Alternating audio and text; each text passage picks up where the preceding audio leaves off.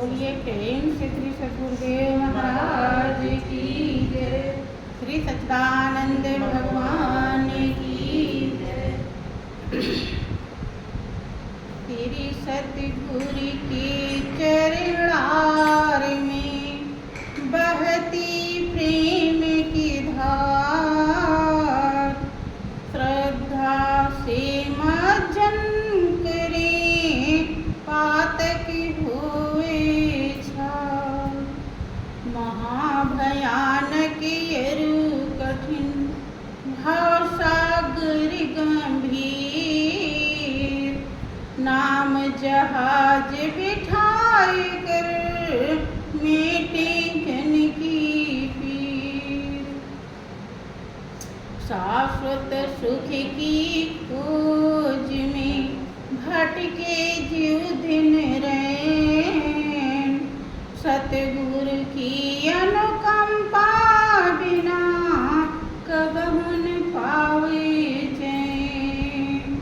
निस दिन जिनकी वंदना करते शेष महेश, सो निर्गुण सगुण भई हरनी जगत कले। परम पुरुष गुरुदेव जी शाश्वत शांति निधान, बार बार दंडवत करूं सकल सुखों की धाम।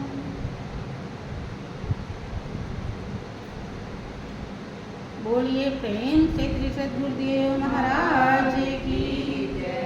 श्री सच्चिदानंद भगवान की जय। वृंदावन बिहारी लाल की जय। उमापति महादेव की जय। जगत जननी अम्बे मैया की जय। यावर रामचंद्र की जय।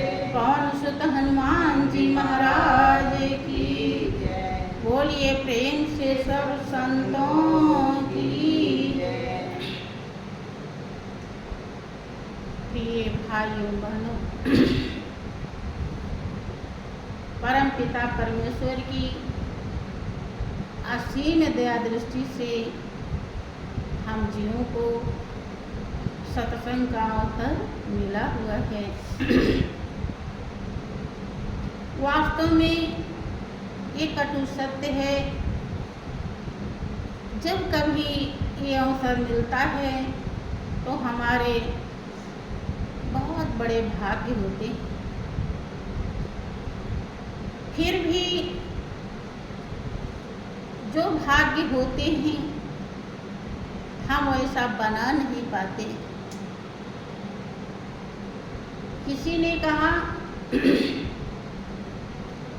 कि फूल भी है सही, वृक्ष भी है सही, डालियां भी सही, पत्तियां भी सही, फिर भी आनंद के फल लग न सके, ऐसे ऋतुपत के आने से क्या फायदा।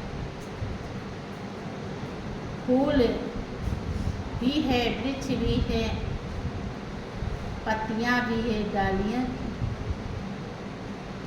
लेकिन उसमें फल न लगे तो उस वृक्ष की शोभा बेकार मानी जाती है। ऐसे हमारे जीवन में उस परमपिता परमेश्वर ने असीम दया दृष्टि, जो दया उस मालिक ने जिसकी सब मालिकियत है, जिससे सारी दुनिया आबाद है, जिसके इशारे से दुनिया चलती है, जिसकी इच्छा मात्र से अनंत ब्रह्मांड पैदा हो जाते हैं, उस मालिक ने दया करके हमें मनुष्य की जिंदगी दे दिया। देवता को नहीं दिया, देवता तरसते हैं, शास्त्र आपका दावा करता है। वो चाहते हैं कि हमें मनुष्य का जीवन मिल जाए, उन्हें नहीं दिया, हमें दे रखा है, हम सभी लोगों को दे रखा है। और उसमें भी हमारी जिंदगी सुचारू रूप से चल रही है, हमारे सब अंग ठीक हैं, सोचने समझने की क्षमता है और हमारे श्वास चल रहे हैं। ये भी बहुत बड़ी उसकी दया और कृपा है। ये भी है। और तीसरा नंबर, गुरु महाराज जी ने ब्रह्म ज्ञान प्रदान की है, जिससे पाकर के, जैसे आप प्रवचन में सुन रहे थे कि समुद्र में जो सीप होती है वो स्वाति नक्षत्र की अभिलाषी होती है। स्वाति नक्षत्र का बूंद उसमें पड़े, इसलिए वो अपना मुंह खोल के रखती। समुद्र में अथाह जल है, उससे वो कोई मतलब नहीं रखती। जानती है कि स्वाति नक्षत्र का जो बूंद है वो हमको मोती हमारे अंदर बनाएगा, इसलिए वो किसी जल को अपने अंदर नहीं लेती। और जब स्वाति नक्षत्र का बूंद जब उसमें पड़ता है तब वो इधर उधर कहीं नहीं देखती है और नीचे समुद्र की गहराई में पहुंच जाती है और वहाँ मुंह बंद कर लेती है अपना, फिर उसमें वो मोती बन जाता है। उसका जीवन कीमती हो जाता है, धन्य हो जाता है। ठीक इसी प्रकार से ज्ञान, गुरु ज्ञान मिल गया, जिस ज्ञान को पाकर के राजा भर्तृहरि, राजा गोपीचंद, राजा पीपा, राजा हरिश्चंद्र, तमाम राजाओं का इतिहास है, जिनके रत्नलड़ी सिंहासन था, खजाने से भरा भंडार था, सेना फौज थी, कई कई रानियां, किसी के तो 18 रानियां, कई कई रानियां थी। सबको त्याग करके गुरु ज्ञान से दिल लगाया, गुरु ज्ञान के वो पारखू बन गए, परख किया और अपनी हस्ती को मिटा करके ज्ञान का लाभ प्राप्त कर लिया। आज दुनिया में उनका नाम स्वर्ण अक्षरों में अंकित है। जब तक सूरज चांद सितारे रहेंगे तब तक उनका नाम अमर रहेगा। और जीते जिंदगी अपनी आत्मा को संतुष्ट कर लिया, अपनी आत्मा की प्यास बुझा ली। जो प्यास रत्नलड़ी सिंहासन में नहीं बुझी, 18 रानियों में नहीं बुझी, सेना फौज में नहीं बुझी, वो प्यास गुरु ज्ञान में बुझी। कब? जब वो पारखू बने। अगर हम परख नहीं कर पाए, सुनते हैं कि जब वही ज्ञान रत्नाकर डाकू को मिला तो इतना बड़ा पारखू बने, इस कदर उस ज्ञान को हासिल किया, हृदय में धारण किया कि एकदम उनकी जिंदगी इस पार से उस पार हो गई, एकदम चेंज हो गई। चलो हम ऐसा नहीं कर सकते। वो राहजनी करते थे, जो रास्ते से निकलता था उसे लूट पाट लेते, मार देते थे, काट देते थे। और उन्होंने उस परम पिता परमेश्वर ब्रह्म का रास्ता माँ सीता को दिखा दिया। इतना चंद किया आपने। चलो हम इतना नहीं कर सकते, तो जहाँ पर 1000 बातें समझाई जाती हैं, एकाध बात तो हमें अपने हृदय में धर ही देना चाहिए, चुरा लेना चाहिए। देखो, हमें चुराने की भी आदत है, लोगों को होता है। हम तो देखते हैं कि लोग हम लोगों से भी चुरा लेते हैं। क्या चुराते हैं? बात रहती है कुछ और थोड़ा बहुत उसमें से छुपा के तब पेश करो। हमें मालूम है कि बात क्या है, पेश कर रहे हैं तो हम जान जाते हैं कि वो क्या इतना छुपाए, जबकि यहाँ छुपाना अच्छा नहीं। चुराने की आदत है, तो जो हम इस तरह की चोरी करते हैं, उस चोरी से हमारा नुकसान होता है। हमें जो लाभ मिलना चाहिए उससे हम वंचित रह जाते हैं, बल्कि हमारे मानस पटल पर, हमारे जीवन पर पाप दोष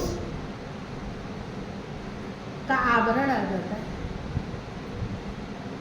उतनी देर के लिए, उतना गुनाह बन जाता है। लेकिन अगर हम सत्संग की बाणी को चुरा लें, जो श्री गुरु महाराज जी ने दर्शाई है, हम इसे अवश्य करेंगे।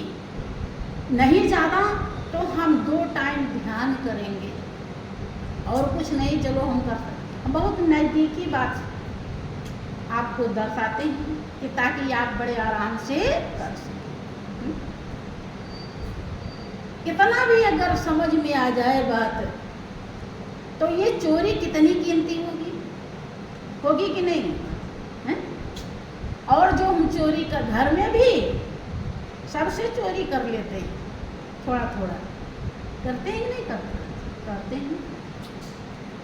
बात वही कहते हैं, लेकिन थोड़ा बहुत उसमें दबा लेते हैं, माने एकदम क्लियर।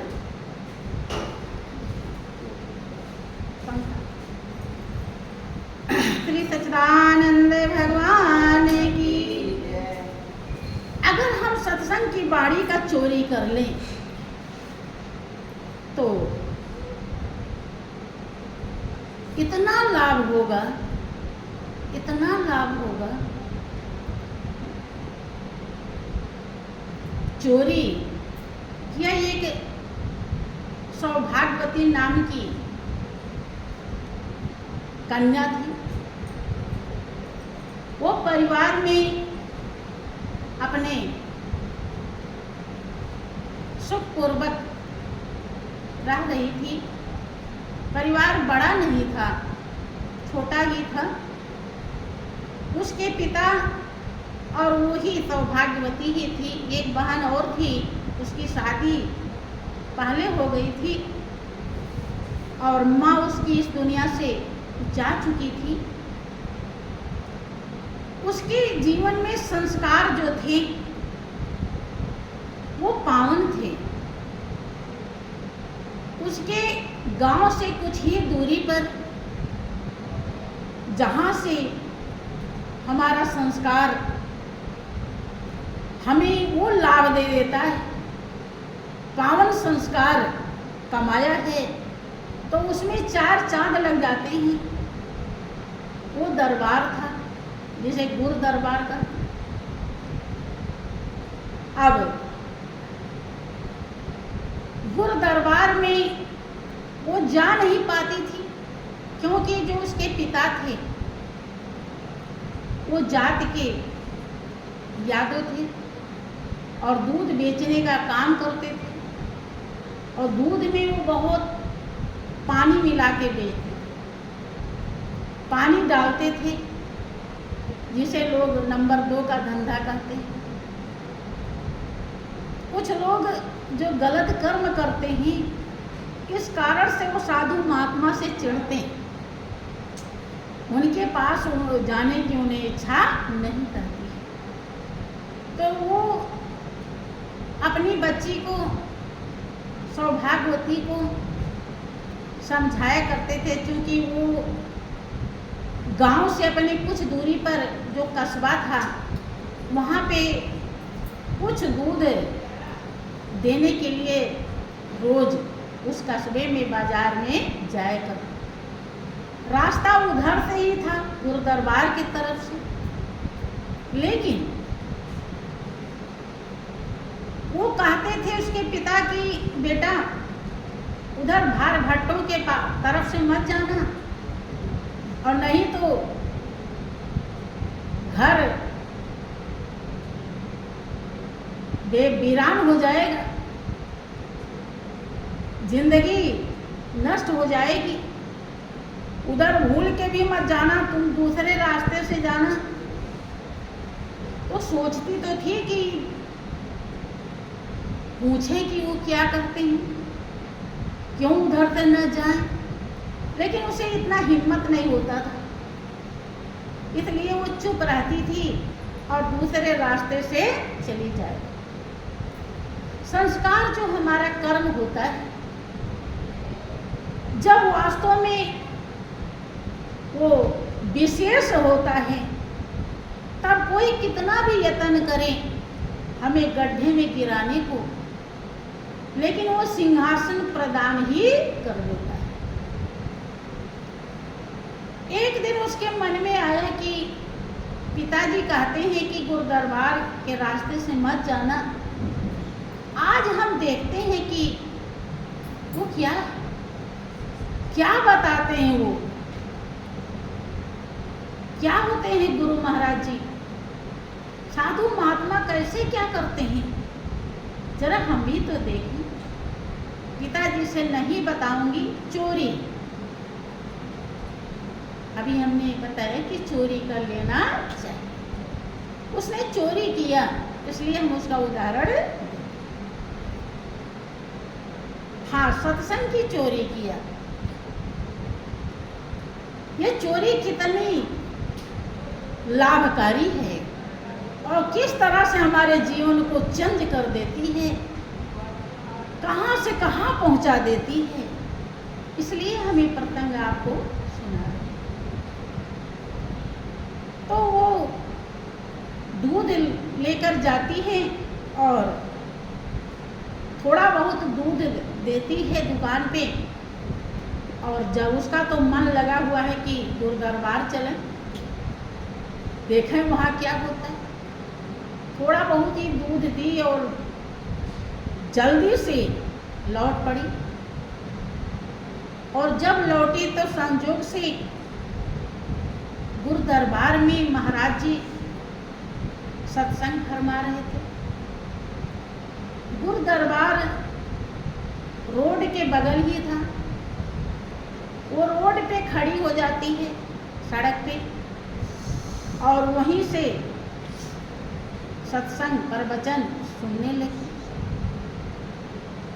ध्यान से सुन रही है, क्योंकि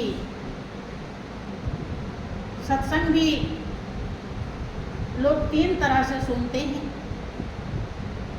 श्रोता और श्रोता।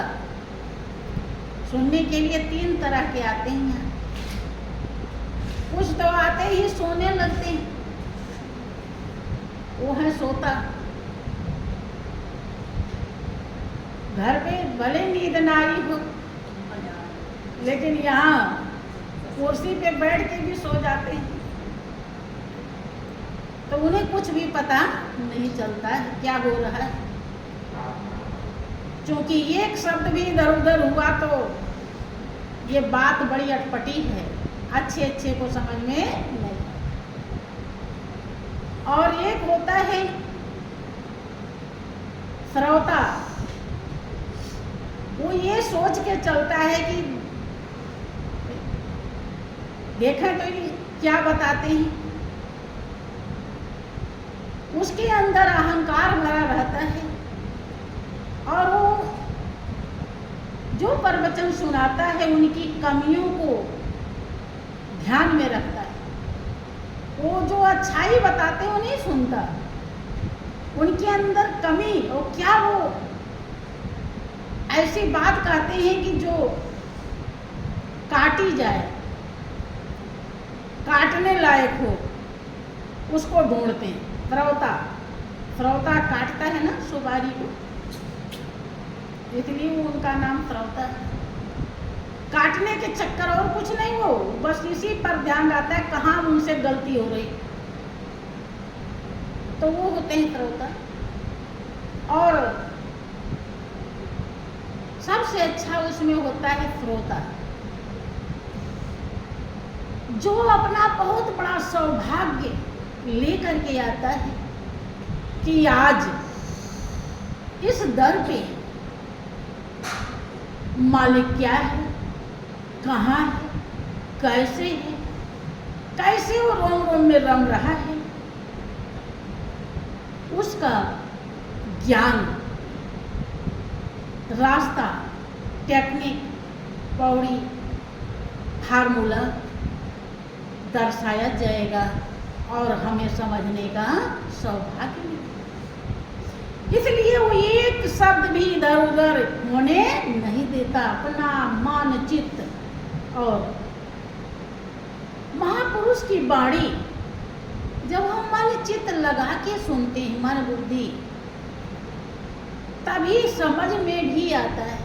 देखो लक्ष्मण बहुत महान हस्ती हैं, शेषनाग के अवतार कहलाते हैं और इतने वफादार धर्मनिष्ठ हैं कि भगवान राम को वनवास हुआ, उनको नहीं हुआ था, लेकिन वो भी उनकी सेवा के लिए वहाँ चले जाते हैं और 14 वर्ष तक सोया भी नहीं, ऐसा बताया जाता है।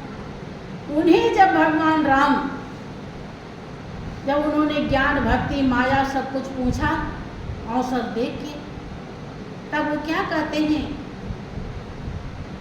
कि थोरही मह सब कहाँ हो बुझाई, और सुनहु तात मति मन चित लाई।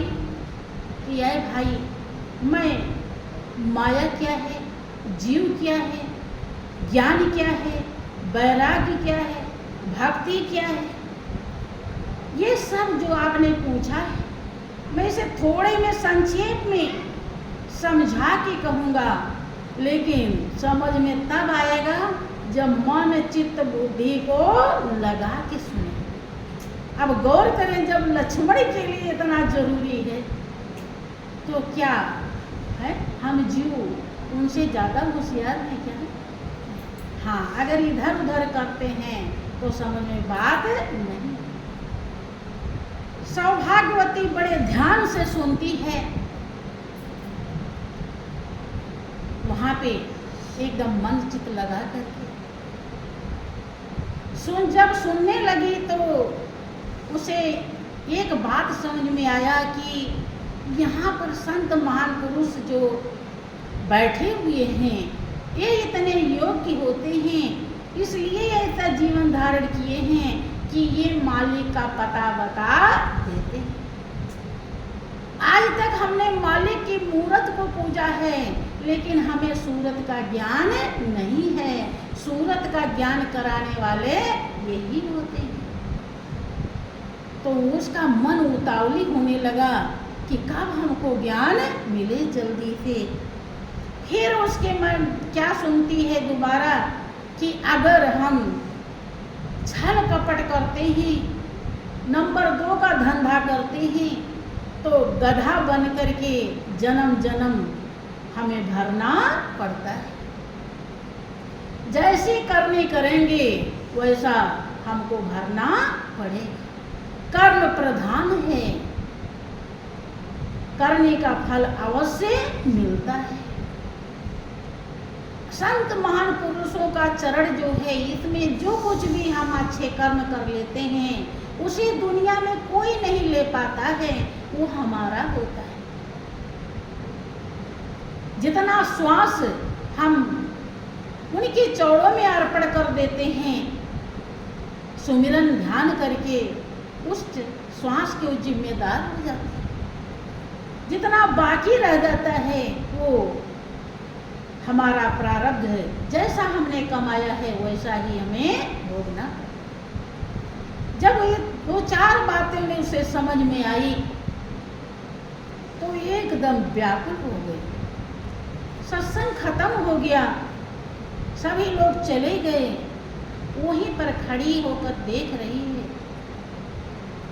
सब संत महान पुरुष देख रहे हैं जो बैठे हैं वहाँ पे कि ये लड़की पहली बार आई है और ये क्या देख रही। बुलाते हैं, बेटी यहाँ जाओ।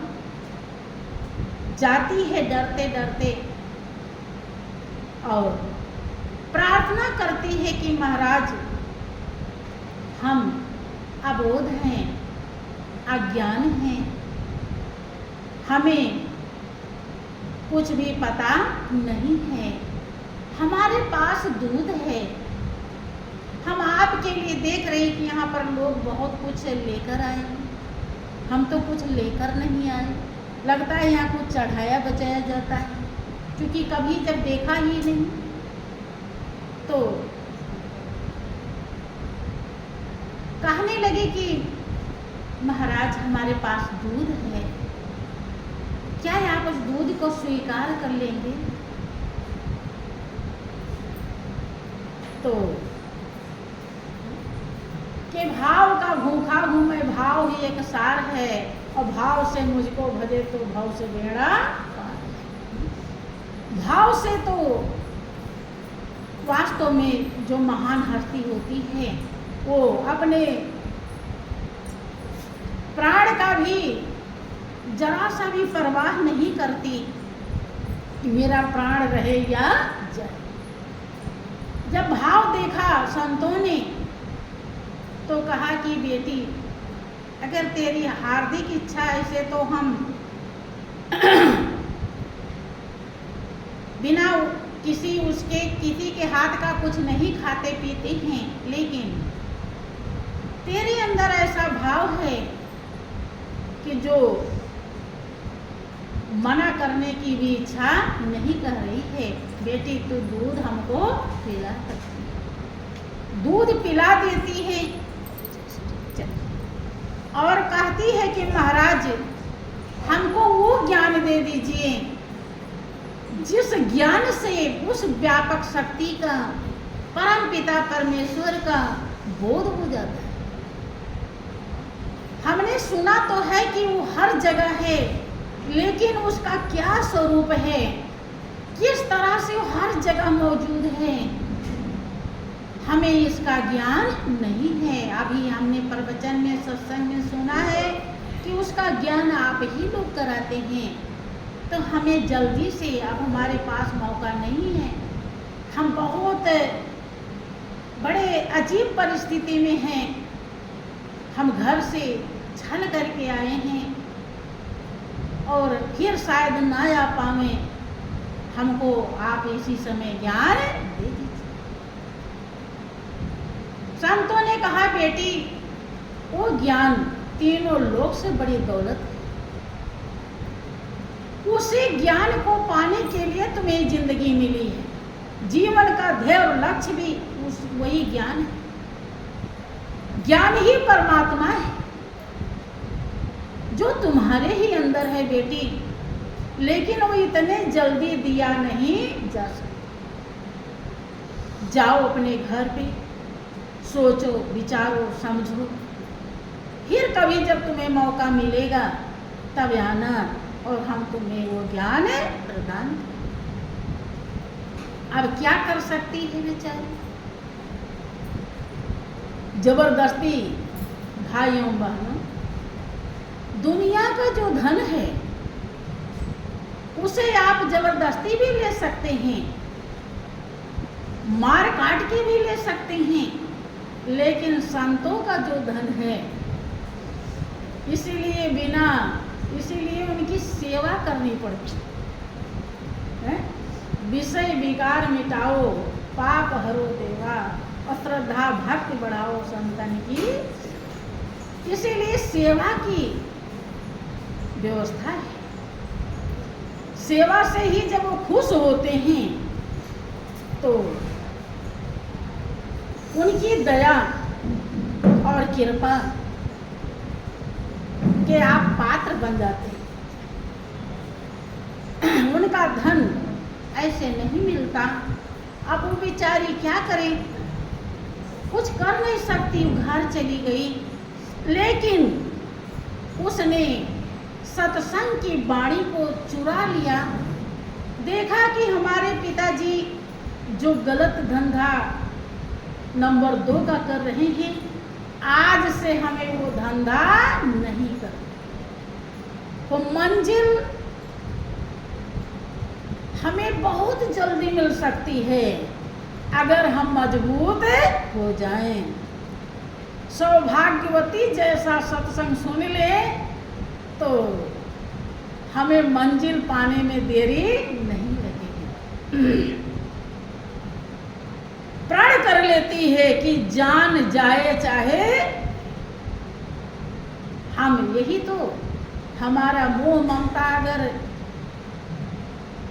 परिवार वालों से थोड़ा हटता है तो शरीर में बस जाता है। ये शरीर अपनी है, इसे रहनी चाहिए। तो हम त्याग और कुर्बानी नहीं कर पाते। त्याग कुर्बानी से हम वंचित रह जाते हैं। शरीर से मोह हो गया, और मोह जहाँ रहता है वहाँ ज्ञान लुप्त हो जाता है।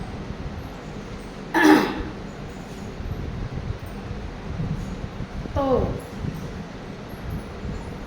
हृदय में वो बसा लेती है, चुरा लेती है, बांध लेती है, गांठ लेती है कि हमें अब गलत धंधा नंबर 2 का बिल्कुल नहीं करना है, चाहे जिंदगी अभी ही क्यों ना खत्म हो।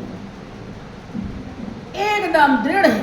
भगवान राम भी कहते हैं कि जो परलोक यहाँ सुख चाहूं और सुने मम वचन हृदय दृढ़ गहूं। के प्रजावासी जो परलोक में और यहाँ दोनों जगह सुख चाहते हो तो मेरी बाणी को प्रगाढ़ रूप से, गहराई से हृदय में ग्रहण कर लो, धारण कर लो। ये नहीं है कि इस कान से सुना और उस कान से निकाल दिया। गुरुजी तो कहते ही रहते हैं, हमें तो वही करना है जो हमें अच्छा।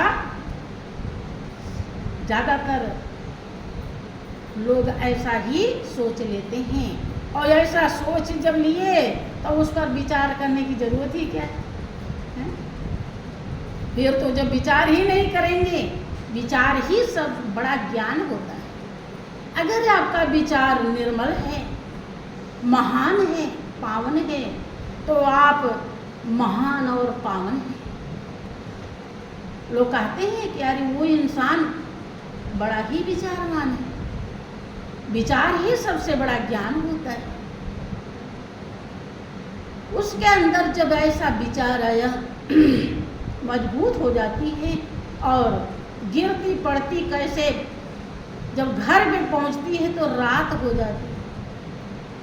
उसके पिता ने पूछा कि बेटी आज रात हो गई, क्या बात है? कि पिताजी क्या करें, रास्ते में कुछ बदमाश मिल गए थे जो दूध को गिरा दिए, दूध भी का पैसा भी नहीं मिला, और उसके चक्कर में मुझे इतनी देर हो गई। झूठ बोलती है,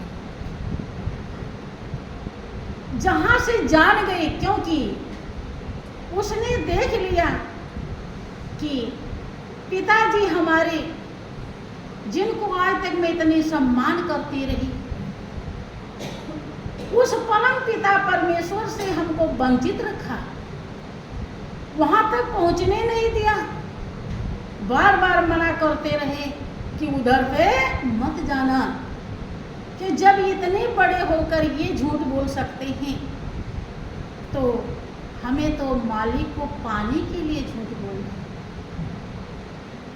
जो झूठ भी सही कहा जाता है, जहाँ से जीवन का कल्याण होना हो, उद्धार होना हो, भलाई होनी हो। 84 लाख योनि के बंधन से अगर आत्मा बच रही हो तो वहाँ झूठ बोलना कोई बुरी बात नहीं। झूठ बोल देती है तो अब क्या करें? मायादास कुछ नहीं बोले। अब सुबह हो गया, रात में तो सो जाती है, रात भर यही गुनती रही कि अब हमें काला धंधा नहीं करना है, गलत काम नहीं करना है। हमने जितना किया है पता नहीं वो कैसे हम भोगेंगे,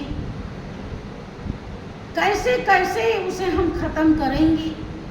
दिमाग में उसके यही घूमता रहा। जब सुबह हुआ तो यादव जी के यहाँ दूधिया दूध लेने के लिए आते थे। जब वो दूध लेने के लिए आए तो मायादास आवाज़ लगाते हैं कि बेटी बाल्टी साफ करके ले आओ। रोज तो उस बाल्टी में वो पानी लेकर जाती थी, उसी में वो दूध निकाल देते थे। दूधिया जान नहीं पाते थे कि पानी डाला कि नहीं।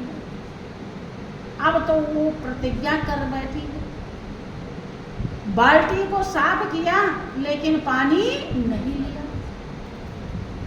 अब मायादास ने देखा ये क्या बात है, उनको शंका होने लगा कि लगता है कि कहीं ये गुरु दरबार तो नहीं चली। कि बेटी बाल्टी सही से लाओ ना। अब वो तो जान रही, फिर ले आती है और फिर धो धा के फिर ले जाती है। कि बेटी तुझे समझ में नहीं आ रही बात क्या? अरे जिस तरह से रोज साफ करके लाती थी ऐसे लाओ ना। अब उसे तो ले नहीं जाना, फिर ले गई ऐसे। अब दूधिया इतने में जान गए कि दाल में काला है और मायादास सब विवश होकर के किसी तरीके से निकाल दिए दूध को।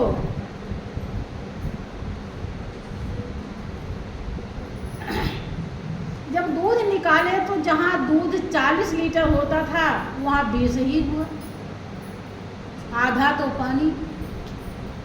अब दूधिया पूरी तरह समझ गए कि ये 20 लीटर पानी मिलाते थे। अब वहीं छोड़ के वो दूध चले। अब तो यादव जी का पारा पूरा हाई हो गया। कर क्या सकते हैं? दूधिया चले गए और मायादास अब सौभाग्यवती के ऊपर पूरी तरह भूखे भेड़िए की तरह पूरे लिपट गए और मार काट शुरू कर बांध दिया कि मैं तुझे आज तक मना कर रहा था लेकिन तू लगता है वहीं पर। हाँ, उसने कहा कि पिताजी आज तक आपने मुझको अंधेरे में रखा था, जहाँ से रोशनी मिलती है, जहाँ से जीवन जीने की कला सिखाई जाती है, जहाँ से ध्येय और लक्ष्य दर्शाया जाता है, वहाँ आज तक आपने हमें पहुँचने नहीं दिया। ये तो आपने बहुत बड़ा गलत काम किया। मालिक की प्रेरणा से मैं वहाँ पहुँच गई और अब हमने कसम लिया है कि मैं काला धंधा नहीं करूँगी। आप कुछ भी करिए, जीवन रहा तो मैं सत्य रास्ते पर चलूँगी और जीवन न रहा तो फिर कोई बात नहीं। मायादास कुछ अपना खेती बाड़ी का काम करने चले गए मार काट के। फिर रात में आए तो फिर मारने लगे, मार मार के पूछ रहे हैं। रात में राजा की सवारी जा रही थी। राजा गुप्त रूप से ऐसे ही पालकी में बैठ के घूम रहे थे। प्रजा क्या कर रही? संजोग से मायादास के घर के पीछे से ही उनकी पालकी निकल रही। उन्होंने पालकी रोकवाई और बात को ध्यान से सुना। जो वो डांट मार रहे थे, आवाज बाहर निकल रही थी। राजा को पूरी बात समझ में आ गई। जब समझ में आई तो राजा ने देखा कि मायादास के पास लगता है कोई लड़की है और ये बहुत ही चरित्रवान है, पवित्र संस्कारी है। अगर ऐसी लड़की मुझको मिल जाती तो मैं उसे रानी बना लेता और फिर हमारी जनता भी चरित्रवान बनने। जब राजा ने ऐसा सोच लिया तो राजा भी हृदय में पूरी तरह से दृढ़ कर लिया कि मुझे इस लड़की को पाना है। अब सुबह हुआ। सुबह तो मायादास ने सोच लिया कि ये लड़की हमको बर्बाद कर दी, हमारा कहना नहीं मानी, दूधिया भी भाग गए। अब हम वो काम नहीं कर सकते जो करते थे, बदनाम भी हो गए, पैसा भी गया, तो अब हम इसे भी बर्बाद करके ही रहेंगे। तब ये समझ में आएगा इसे कि बर्बादी क्या होती है। उन्होंने सोच लिया कि जो हमारे घर से थोड़ी दूर पे ये कोढ़ी रहता है जिसके हाथ पैर गल गल के गिरते हैं, उसी को इसे दे देता और जब वहां रहेगी तब इसे समझ में आए। सोचा कि जल्दी जल्दी रोटी बना लूं और खा लूं, अब फिर इसको उसे ला करके हाथ पकड़वा दूं। रोटी बना ही रहे थे, इतने में राजा के सिपाही आ जाते हैं और कहते हैं कि आपका नाम मायादास है? कि हाँ जी। कि चलिए आपको राजा ने राज दरबार में बुलाया। मायादास के नीचे की जमीन खिसक गई। क्या गलती हुआ कि मेरा क्या कसूर है? कि कसूर वो हमें नहीं पता है, राजा ने बुलाया है, आप वहाँ आपको पेश होना है। आप चलिए। जल्दी से घोड़े पर बिठाया। अब मुकर भी नहीं सकते, प्रशासन राजा के सामने पेश किया। राजा ने पूछा कि मायादास, आपके पास कोई लड़की? कि हाँ जी। कि कितनी उम्र की है? कि इतनी उम्र की। कि रात में आप उसको मार रहे थे? राजा अब मायादास के होश उड़ गए कि आप सच सच बताइए, मैं सुन रहा था। कहा हुजूर मैं मार रहा था। कि क्यों? कि ऐसे गुरुदरबार गई थी और कि पूरी कहानी बताइए क्या क्या हुआ। पूरी कहानी बताना पड़ा। राजा ने कहा कि आप घर जाइए और इसी पालकी में उस लड़की को राज दरबार भेज दीजिए, मैं उसे रानी बनाना चाहता हूं। मायादास सोचने लगे कि वो सुना था कि संत महान पुरुष भाग्य बदल देते हैं, ये तो सत्य हो गया। मैं तो गलत समझ रहा था, लेकिन ये तो एक ही दिन गई और कहाँ तो मैं इसे कोढ़ी को देने जा रहा था। ये रानी बनने जा रही है, पूरे देश की मालकिन बनने जा रही है। प्रभु से प्रार्थना करते हैं कि हे परमात्मा, मैं तो अनजान हूँ, मैंने गलतियाँ बहुत की, मैंने पाप बहुत किया, लेकिन मुझे माफ करना। आते हैं लौट के और लड़की को पालकी में बिठा के भेज देते हैं। राजा लड़की से शादी कर लेता है। उसके संस्कार इतने निर्मल पावन थे, बहुत सुशील स्वभाव था। रानी बनती है, राजा को हर तरह से तन मन से खुश कर लेती है। एक दिन राजा पूछते हैं कि मैं रानी साहिबा, मैं तुझसे बहुत खुश हूँ, जो तेरे दिल में हो, जो कुछ अगर कुछ अलग से तुझे चाहो तो मुझे बता। वो कहती है कि राजन, अगर आप मुझसे खुश हैं तो मुझे गुरुदरबार ले चलो।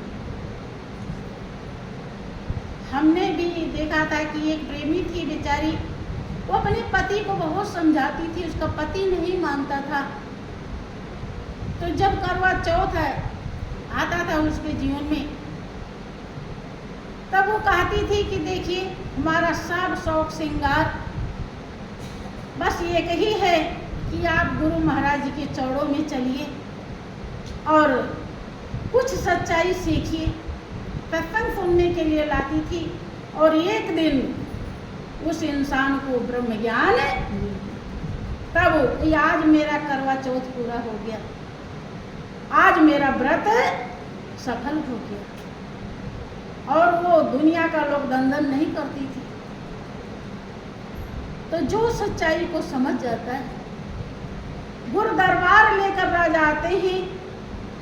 राजा ने भी जब प्रवचन सुना तो राजा ने भी ज्ञान प्राप्त किया और रानी तो चाह ही रही थी।